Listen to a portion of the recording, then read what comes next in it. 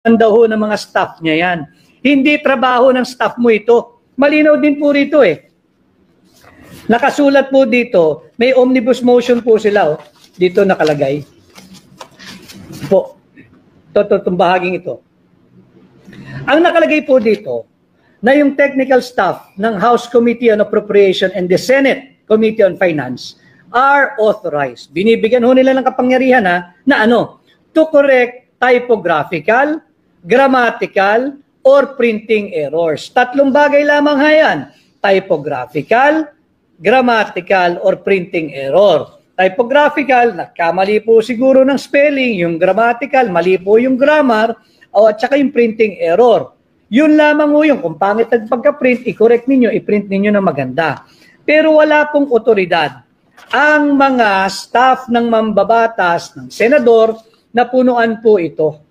Again, that is an abandonment of a sacred constitutional duty na hiningi ninyo sa amin nung nanghiram kayo ng mandato na maging senador na inyong babantayan ang kaban ng bansa at poprotektahan ang pera naming mga Pilipino. Hindi mo pwedeng ibigay yan sa staff mo.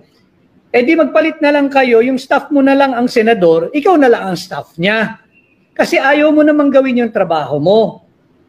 Yan na ho ang implikasyon ng mga sinasabi nila. So, yung mga larawan po na nagtatrabaho sila nung bago magpasko, nung kapaskuhan at bago magbagong taon, yan po ay lalong nagbibigay ng maraming katanungan.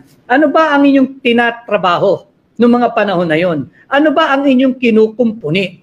Pinupunan nyo ba ang mga blanco dito sa final bicameral conference committee report bago pirmahan o bago ninyo ipapirma ito sa Pangulo ng Republika? Yan ang katanungan. Kaya minsan na rin po kasi akong galing dyan sa tanggapan ng Pangulo. Talaga ho kasi, to be fair, kinakailangan talaga gumagawa ng complete staff work ang mga staff ng Pangulo at naggagawa ng due diligence. Hindi tayo pwedeng papirma lang ng kahit ano. At ito lang pa yung panagutan. Tinutulungan ho namin kayo na sa inyong panawagang labanan ng fake news. Linalabanan natin ang fake news na GAA ang iprinisinta ni Pangulong Duterte. Wala po kaming iprinisintang GAA. Ang pinikita po namin ay itong final form at approved, certified, and signed at released. Importante sa lahat, released. Itong final bicameral conference committee report na siya nga pong naging pundasyon ng ating taunang budget for 2025 kahit unconstitutional. So yung mga larawang ipinakita ng Presidential Communications Office projecting that we have a working president, ano yung trinabaho nyo? Pagpuno nito? Ano yung trinabaho ninyo? Hinihingi po at humihingi ng paliwanag ang sambayan ng Pilipino. Kailangan nating sagutin ito. Nasagot po natin yung fake news, dinabanan natin, tinulungan natin ang Malacanang, tinuwid natin. Yung lying, alam na po natin. By now, alam na po natin kung sino ang sinungaling at nagsinungaling at patuloy na nagsisinungaling. Natama na po natin yan. Yung blank amount, hanggang ngayon naniningil po tayo ng paliwanag. Bakit blanco? Sino ang nagpuno ng blanco? Meron ba tayong hindi nalalaman na existing fourth chamber or fourth house? At sino-sino ang bumubuo nito? Sapagkat pag may fourth chamber or fourth house, higit po itong makapangyarihan sa regular House of Representatives. Higit po itong makapangyarihan sa regular na Senadong ating kilala at nalalaman. Sapagkat sila po ang may kapangyarihang nagpuno nito. Kahit po wala silang kapangyarihan sa ilalim ng saligang batas, nalagyan po nila ng halaga ng 100 bilyong piso para mauwi tayo sa 6.32 trillion pesos na taunang budget. Babanggitin ko uli tanungin niyo po yung inyong mga anak na nasa elementary. 1 plus 1, kayang-kaya nilang sagutin yan. 2 plus 2, kayang-kaya nilang sagutin. Mag-advance po tayo. Kung may anak po kayo sa kolehiyo, o kaya kayo na mismo, o kahit yung mga magagaling sa science, yung magagaling sa math, yung mga henyo, tanungin lang po ninyo sila, basic question, kung talagang magagaling to mga to. 3 plus blank, alamin po niyo kung anong sasagot nila. 3 plus blank. Baka sagutin kayo, 3 plus blank, ang halagang lalabas sa bibig nila ay 6.32 trillion pesos. Ganun po nangyari para simplehin po natin ang paliwanag dito. May nabasa po ako, slam dunk ang ebidensya. Slam dunk po talaga ito. Hindi pwedeng itanggi. At ulitin ko yung isang nagsasalitang kongresista, akala ko ba'y miyembro ka ng Makabayan Black? Bakit hindi ka nanguna sa paglantad nito? Nasaan ang puso mo para sa bayan?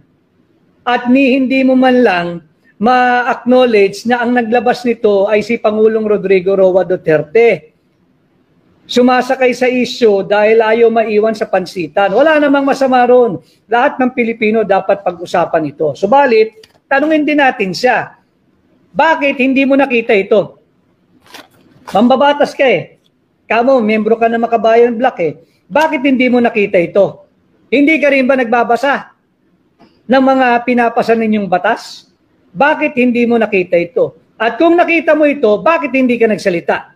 Bakit hindi mo linabanan? Bakit hindi mo kinondena? Bakit hindi mo kinontra? Sisingilin ka rin namin sapagkat hindi ka totoong ang puso makabayan. Yung miyembro ng Makabayan Black, salita ka ng salita. Bakit hindi mo ito kinondena? Bakit hindi mo ito inilabas? Bakit ngayon ka lang nagsasalita kung hindi inilabas ni Congressman Sid Ungab at ni Pangulong Rodrigo Roa Duterte? At doon naman sa mga propagandista ng Malacanang, ang kondenahin po natin ay yung malisyoso at kriminal na fake news. Tama, kaya nga po tinutama natin, tinutuwid natin, sinesentro natin yung usapin at usapan.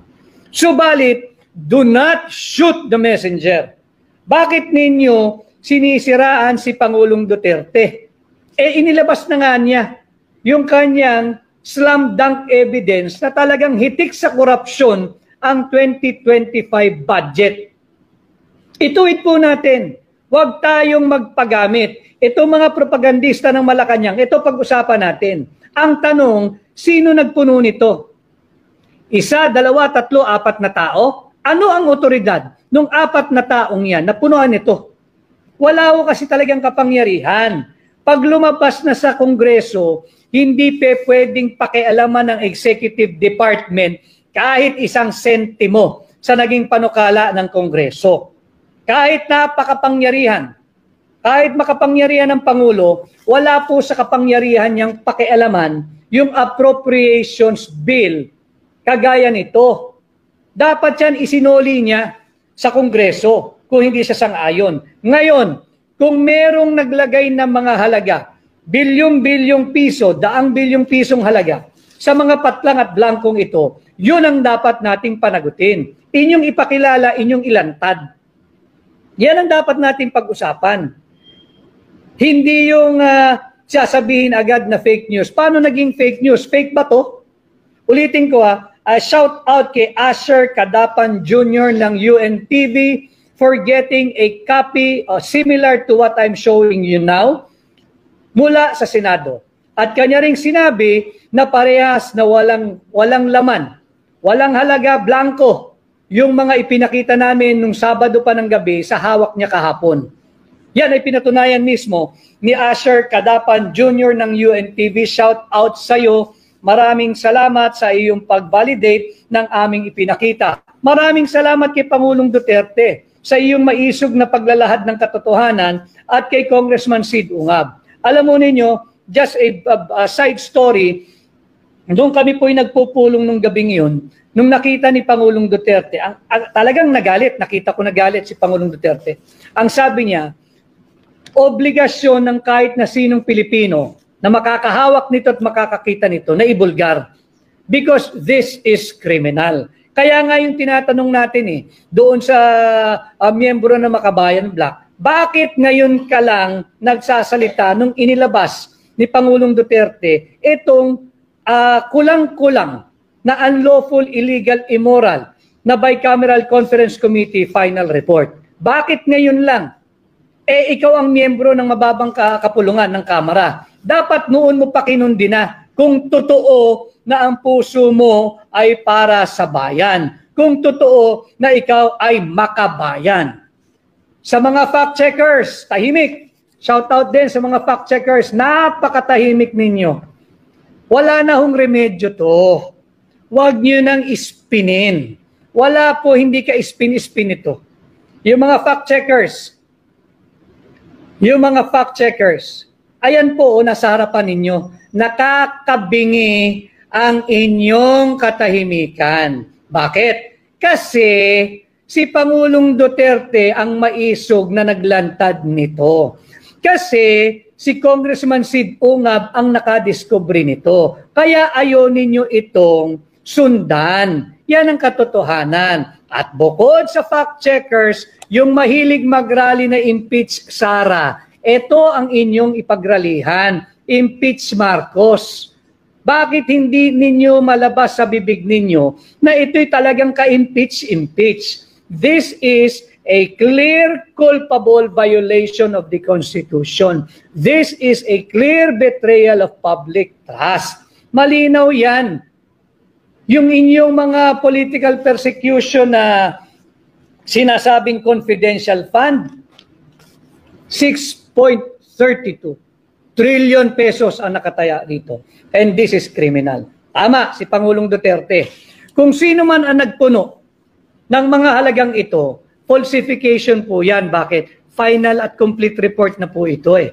Ibig sabihin, kung sino man ang susulat dyan, sundan natin yung nagiging palusot ng isang senador na pinasilip daw niya sa kanya mga staff at siguraduhin walang blanco. Kung mga staff ninyo ang naglagay ng halaga rito, criminally liable ang mga staff ninyo. Bakit? Wala silang otoridad bilang mga mambabatas at miyembro ng third chamber na isa ring illegal at unconstitutional na tinatawag nating Bicameral Conference Committee.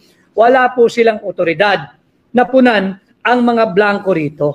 So kawing-kawing na kaso na po ito. Romulo D. Mansanto, lantaran na, Attorney Vic. Tama po, lantaran, sukdulan ang pangbubudol. Kay Ruth Simas, salamat sa iyong pagsunod. Kay Elsa Palabrica Lapis, maraming salamat. Kay Jenena Coralde, marami pong salamat. At ganun din, pwede ba ibalik ang tinanggal na budget sa GAA sa isang ahensya? Iniutos daw ni Marcos ibalik yung tinanggal sa PNP.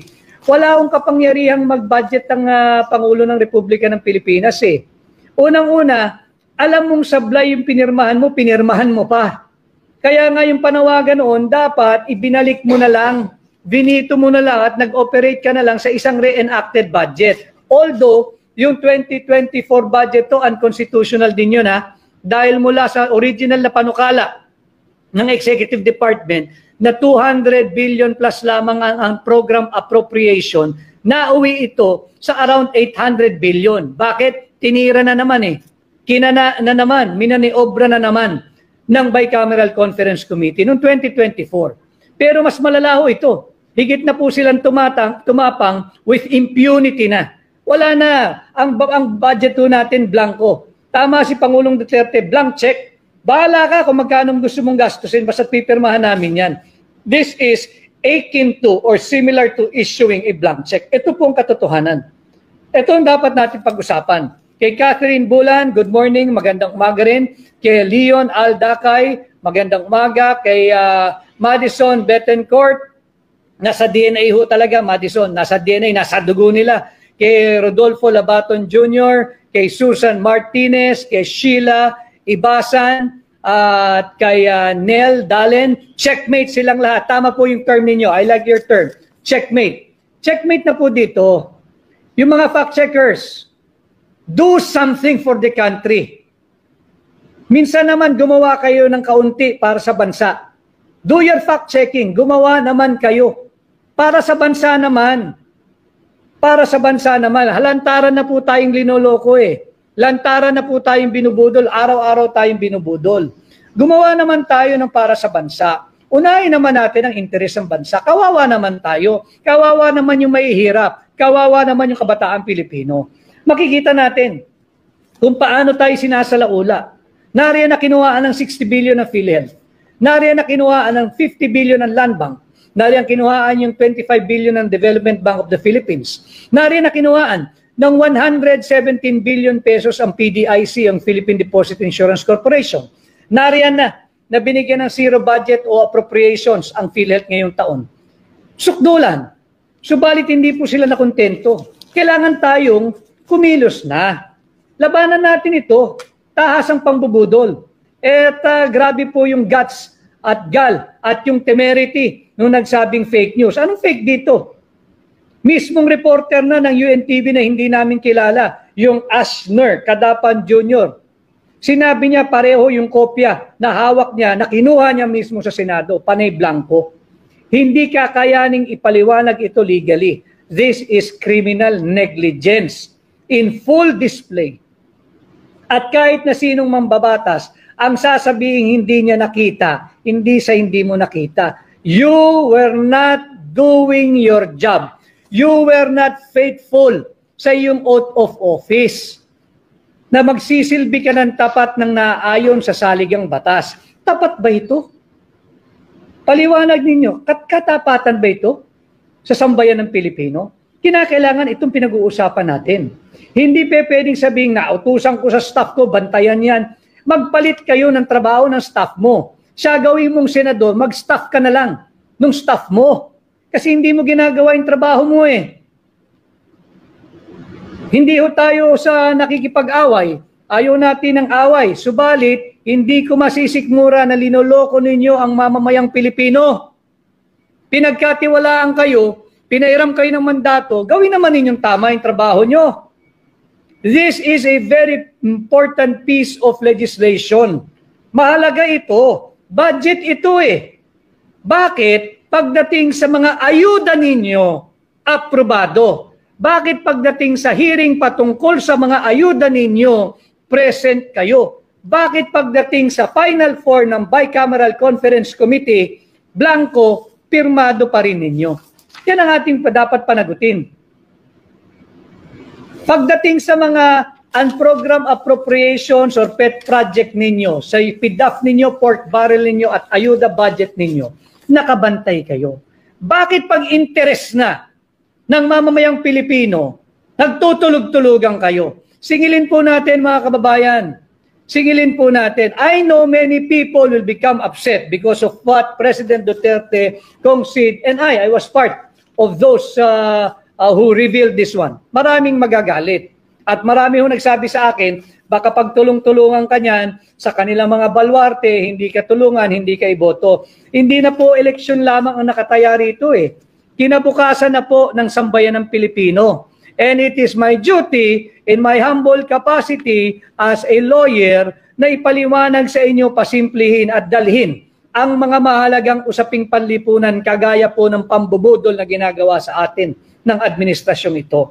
Alam ko kagaya ko na nanonood at nakasubaybay, galit na rin ho kayo. Hindi po namin kaya ng kami lang. Magtulong-tulong po tayo. Maisog ng linahad ni Pangulong Duterte ang anomalyang ito. Grabe ho ito. Grabe ito. At hindi may tatanggi ito dahil recorded po yung kanilang signing, di po ba? Isang nakadecorate pa yung Malacanang nung signing. Ito po pinirmahan nila, blanco. Ating tanungin, sino ang nag-isip na iwanang blanco ito? At higit sa lahat, sino ang nagpuno o nag-fill up ng mga blankong ito? Kinakailangan malaman natin, panagutin natin, criminal po iyan. Hindi pwedeng walang naglagay niyan. Dahil tama naman yung Malacanang eh. Tama o yung Malacanang. Wala akong blanco sa GAA. Pero nakalimutan nila, dahil salita sila na salita, tanungin natin, sino nagpuno ng mga blankong ito para hindi naging blanco ang GAA? Alam ninyo, pinirmahan ninyo eh. Wala akong nagsabing may blanco ang GAA, wala nagsabi. Wala akong nagsabing may blanco ang GAA. Ang sinasabi natin, panay blanco, itong final document na naging pundasyon ng GAA. And banggitin ko lang din, sinabi sa akin kanina na nagpahayag ng salita si Senator Bato de la Rosa. At sinabi niya na hindi siya pumirma at nakita din niyang blanco ang Bicameral Conference Committee report. So, Yung isang nagsasabing siya ay miyembro ng Makabayan Bloc, wag na ho nating lansihin muli ang Pilipino. Hindi po makabayan ang puso nyo. Inantay nyo pa si Pangulong Duterte, inantay nyo pa si Congressman Sid Unga bago ka nagsalita. Pero kung hindi inilabas ito ng maisog na Pangulong Rodrigo Roa Duterte, hindi ka namin maririnig. Kabahagi ka rin ng malaking conspiracy.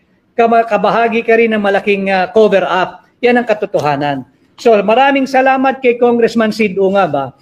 Congressman Sid, you did the Filipino people a very big favor sa paglabas mo nito. Huwag kang masiraan ng loob, huwag mong pakikinggan yung mga bashers. Hindi yan magtatagumpay. Yung salita nila na fake news, over a slam dunk piece of evidence. Wala po silang panama dito. At kaya ho may mga record, may minutes po lahat ng transaksyon sa gobyerno na kasing selan at kasing halaga nito.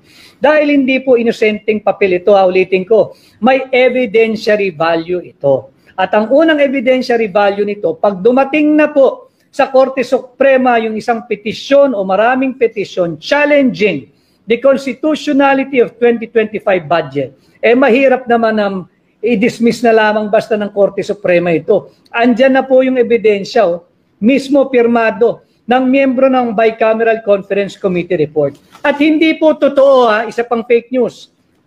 Hindi po pwedeng sabihing draft ito. Kailan pa inaaprubahan ng draft? Tanong po nyo, doon sa sinasabing draft ito, bakit kailangang aprubahan ang draft? Draft nga Ang draft, pwede mong gusutin, tapon diretso sa basura. Kasi nga, draft. Ito po hindi draft. Aprobado po ito, pirmado. Yung chairman ng Senate Finance Committee, pirmado rin ng chairman ng House Committee on Appropriation. Pwede ba draft yan? Ito po ang naging pundasyon ng ating budget. So mga kababayan, kaya po tayong nagmabuti uli na humarap sa inyo ngayong araw para pag-usapan natin. Ang layunin po natin ay ibalik sa sentro yung usapin. Huwag po tayong lumihis, huwag tayong magpadala doon sa mga maling naratibo at yung mga sumasakay sa usapin at tila gusto nila gawin yung pang-hijack ng Bicameral Conference Committee. Not for anything, dahil ang dami pong mga salita na hindi mabubuting ibinato kay Pangulong Duterte. Not that he mind. Hindi matibay si Pangulong Duterte. Linalagay ko lang sa sentro muli ang usapin. Ito po ay maisog na inilahad ni Pangulong Rodrigo Roa Duterte. At ito pong pagbubunyag na ito ay nagawa dahil din sa maisog na Congressman Sid Ungab. Sila po ang ating pasalamatan. At yung nagpapakilala na siya ay Makabayan Bloc, wala pong puso para sa bayan yun. Hindi po yun magsasalita kung hindi na ilabas ito ni Pangulong Duterte. Huwag po tayong magpapalinlang. At hindi po rason, hindi po dahilan, at hindi po legal excuse na hindi nila nakita na may mga blanco. Milyong-milyong piso ng budget mula sa pera ng Pilipino ang kinukuha nyo. Magbabasa lang kayo ng panukala ninyong, sariling panukala po nila ito Hindi nyo pa binabasa. Ano ginagawa nyo sa Kongreso? Ano ginagawa nyo sa Senado? Iaasa ninyo sa mga staff ninyo. Iting ko, magpalit kayo ng trabaho ng staff nyo. I-promote mo yung staff mo. I-demote mo sarili mo. Siya gawin mong senador, ikaw mag-staff ka na lang nung staff mo magiging senador. Yan ang dapat nating gawin. Huwag po tayong magpapadala, huwag tayong magpapalinlang, at huwag tayong susunod sa maling naratibo. Again, I am just here to relate to you information na makatotohanan, makabuluhan, at pinipilit ko pong pasimplihin ang ating mga usaping panlipunan. Marami po nagme-message, hindi ko lang po talaga mabasa lahat dahil napakahalaga po ng ating binabalangkas na issue ngayon. At kay Sam, bakit daw po sabi ni Bongbong na nagsisinungaling daw po si Tatay Digong? Sapagkat nagsinungaling sa kanya yung nag-feed sa kanya ng maling impormasyon. Kaya mali-mali din yung kanyang ginagawang pagpapahayag. Ang sinabi sa kanya nung kusino man, may blanco daw po sa GAA. hindi naman gaang sinabi. And simula nung naituwid natin na hindi naman gaang pinakita, kundi yung naging basihan ng GAA, tumahimik po sila. At kung ano-ano ng paliwanag ngayon ang linalabas ng mga mambabata sa Senado, ang Kongreso tahimik pa rin, except yung isa hong sumasabay lang sa usapin na hindi naman talaga makabayan at walang puso para sa bayan. So ito po'y gagawin natin patuloy, susubaybayan po natin ito. Maraming salamat po at pinahintulutan ninyo kong patuloyin sa inyong bahay, sa inyong tanggapan, sa inyong sasakyan at kung nasan man po kayo. Sa lahat po ng Pilipino sa mga bahagi ng mundo, maraming salamat.